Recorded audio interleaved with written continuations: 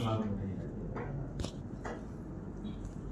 பெரியோர்களே, சகோதரர்களே, வாழ்க்கை சிறுவர்களே, இன்றைய ஒரு சிறப்பான ஒரு உரையை நம்முடைய மௌலானா அவர்களிடமிருந்து கேட்கிற ஒரு நல்ல வாய்ப்பை அல்லாஹ் வழங்கினார். பத்ரினுடைய அழகான நிகழ்ச்சிகளையும் சஹாபாத் மக்களுடைய அந்த பெருமைகளையும் சிறப்புகளையும் எடுத்துரைத்தார்.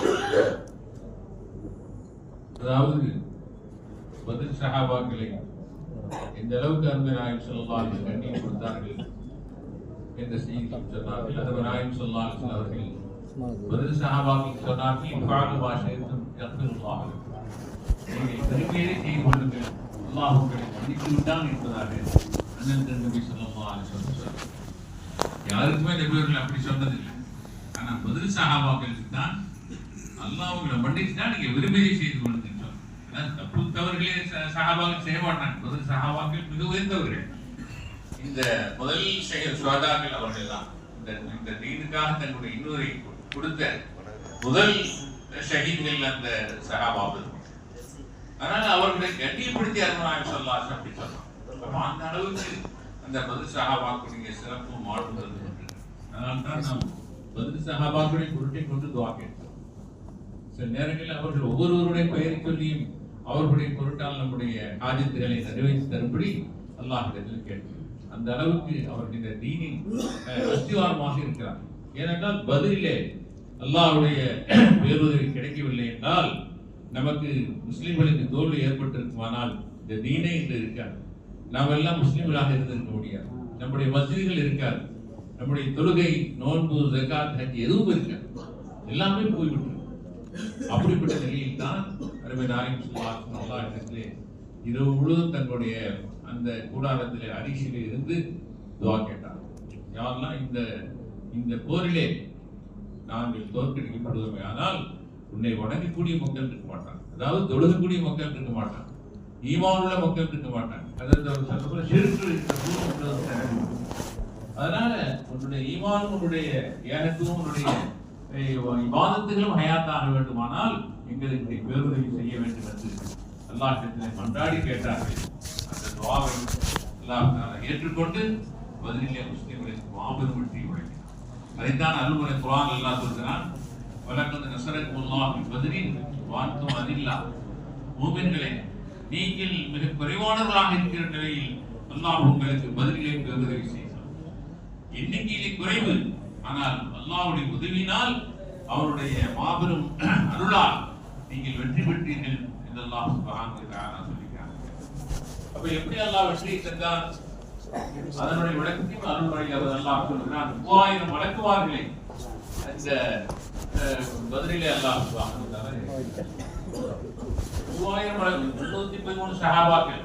ஆனால் அவர்களுக்கு உதவி செய்ய அல்லாஹ் தஆலா சொல்கிறான், சலாசத்தி ஆலாபி மினல் பலாயின் முஸ்லிமீன், மிக ஒரே ஆடையிலே அடையாளமிடப்பட்ட 3000 உண்மையான ஜுப்பா, உண்மையான தலப்பா எல்லாம் வெள்ள உடுக்கிய மலக்கில் அந்த பதில் கிழக்கையே நிரப்பி விட்டார். அல்லாஹ் உதவி செய்யணும் நாடிட்டான், மலக்கில் அனுப்பணும். அது அன்று மட்டுமல்ல, நமக்கும் அல்லாஹ் மலக்களை கொண்டு உதவி செய்வான். கியாமத் நாள் வரைக்கும் உதவி செய்வான்.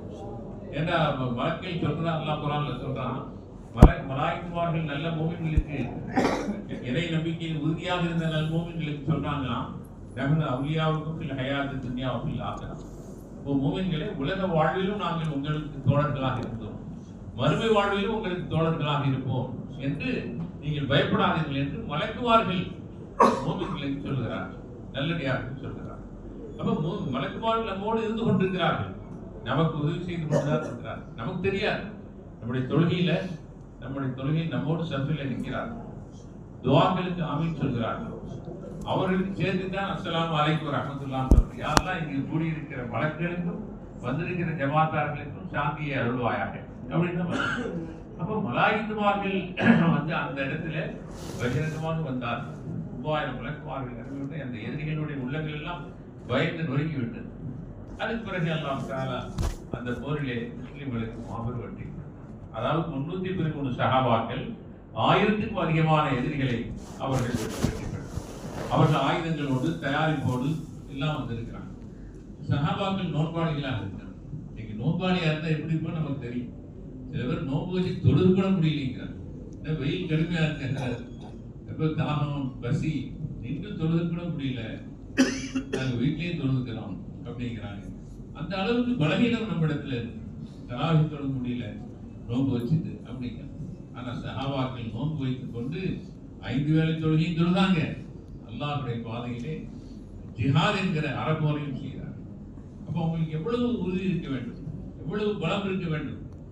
பசி நல்ல தின்று நல்லபடியாக சக்தியோடு உடம்பை வைத்திருக்கிற மனிதன் கூட போரை எதிர்கொள்ள முடியாது. போருக்கு சின்ன விஷயம் இல்லை. இங்கிலீஷ்காரன் என்ன சொல்லுவாங்கன்னா, போர் வார் என்பது ஃபயர், நெருப்புன்னு சொல்லுவாங்க.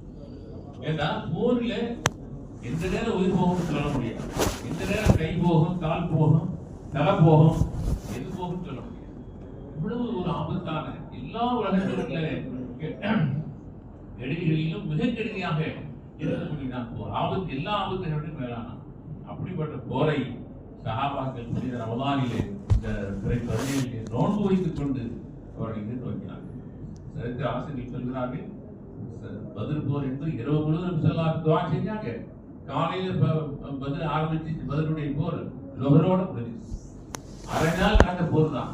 இன்னைக்கு பல உக்ரைனுக்கு ரஷ்யாவுக்கு இடையில பல வருஷங்களா நடக்கும். ஈரான் ஈராக் இடையில 8 வருஷம் போர் நடக்கும். ஆனா ஸல்லல்லாஹு அலைஹி வஸல்லம் அந்த எதிரிகளோடு செய்த போர் 15 நாள் தான், அரை நாள் தான் லொஹரோட போர் முடிஞ்சிச்சு.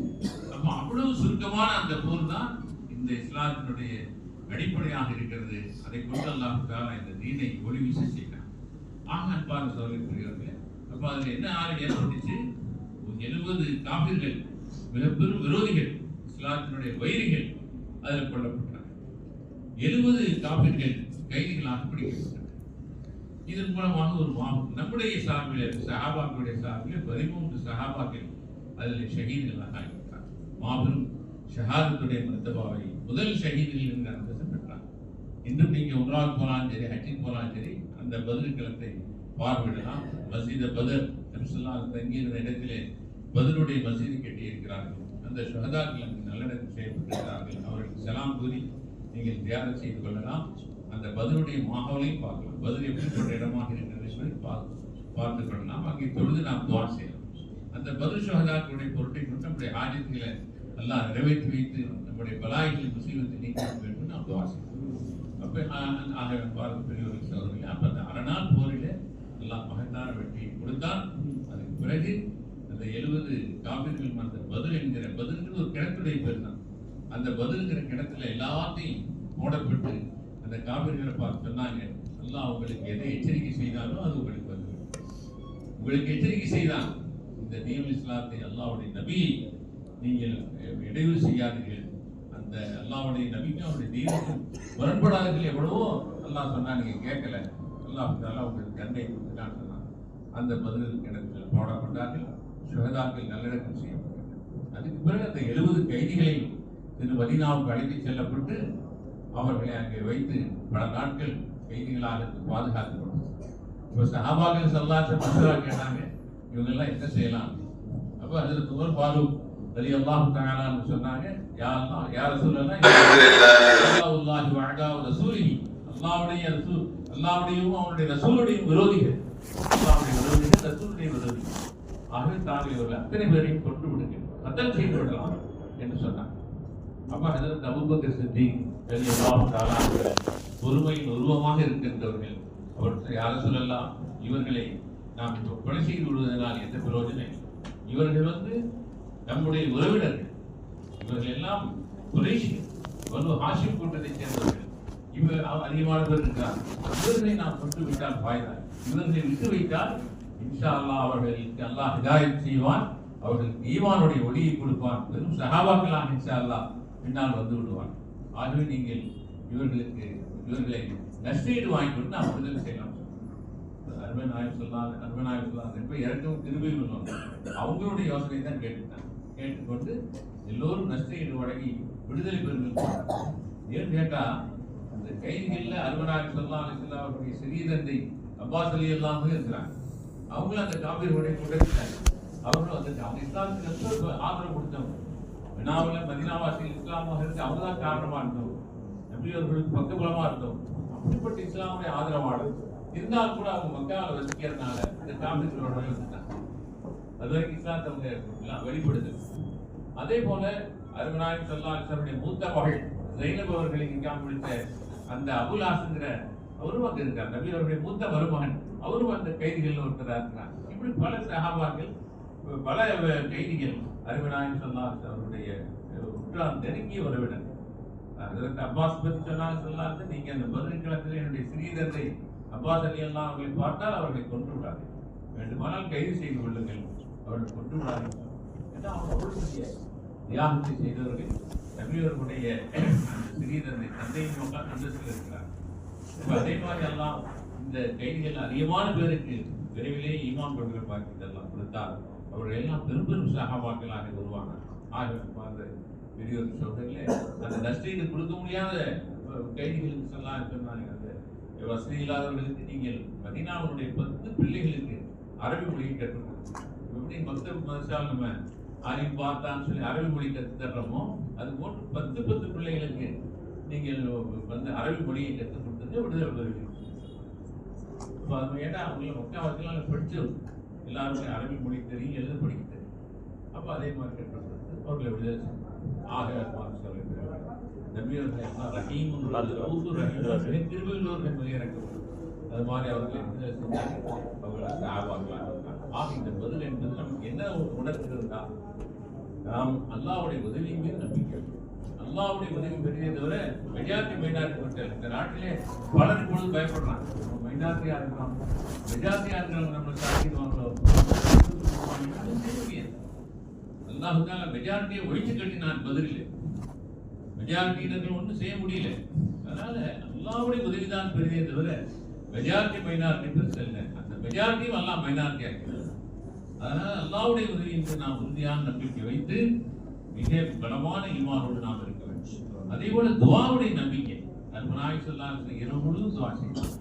அந்த துஆவை எல்லாம் உண்டாக எந்த அளவுக்கு அபூபக்கர் சித்திக் சொன்னா, யாரும் சொல்ல போதும், தங்களுடைய உடம்பை மேலும் வருத்த வேண்டாம், அல்லாஹ் உங்களுக்கு உதவி செய்து உங்களுக்கு வெற்றி கொடுப்பான், தைரியமாக எழுங்கள். அதே மாதிரி ஸல்லல்லாஹு துஆவை செய்கிறார். அந்த துஆவுடைய பலன் அல்லாஹ் மாபெரும் வெற்றி வருகிறார். ஆகவே நாமும் எந்த விஷயமாக இருந்தாலும் கற்பிடத்திலே கெஞ்சி அழுது துஆ செய்ய வேண்டும். அல்லாஹ் அந்த துஆவுடைய பரக்கத்தை கொண்டு நம்முடைய ஆஜத்தை நிறைவேற்றி ஆக வல்ல ரஹ்மான் இந்த புனிதமான பதிலுடைய புனித ரமலானின் 17வது இரவில் பதில் சஹாபாக்களுடைய அன்பின் காரணமாக நீங்கள் எல்லாம் கூடியிருக்கிறீர்கள். அல்லாஹ் உங்களுடைய வாழ்விலை பரக்கை செய்வானாக. அந்த பதில் சஹாபாக்களுடைய சொற்கால் நம்முடைய ஆஜத்துகளை எல்லாம் நிறைவேற்றி வைப்பானாக. நம்முடைய நோய் நொடிகள் பலாய்கள் முசீபத்துகளை போய்க்கு வைப்பானாக.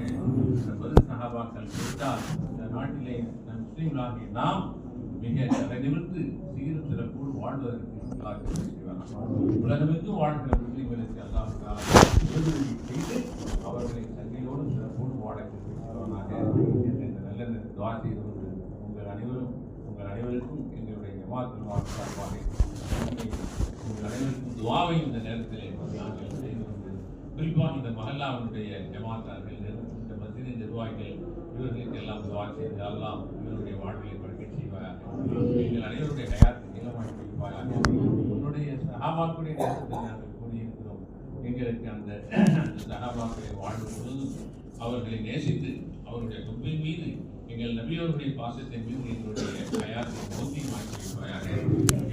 இந்த புனிதமான இந்த மஹல்லாவில் இந்த மஸ்ஜிதில் கேட்கிறோம். இந்த மஹல்லாவாசிகளுக்கும் உலக முஸ்லீம்களுக்கும் அல்லாஹ் தஆலா எல்லா வகையான அருள்வானாக, வரக்கத்தை செய்வானாக, பிள்ளைகளை மன்னிப்பானாக, என்னுடைய பெற்றோருடைய பிள்ளைகள், நம்முடைய தலைவர்கள் குடும்பத்தாருடைய ஹயாத்தை எல்லாம் நீளமான ஹயாத்திலே அதிகமான நல்லவர்களை சம்பாதித்துக் கொள்ளக்கூடிய பாக்கிய தருவானாக. நம்முடைய மௌத்தை லா இலாஹ இல்லல்லாஹ் முஹம்மது ரசூலுல்லாஹ் கலிமாவில் நபியவர்கள் கூறுகின்ற நிலையிலே, அவர்களுக்கு சலாம் கூறிய நிலையிலே நம்முடைய மௌத்தை வல்ல தருவானாக.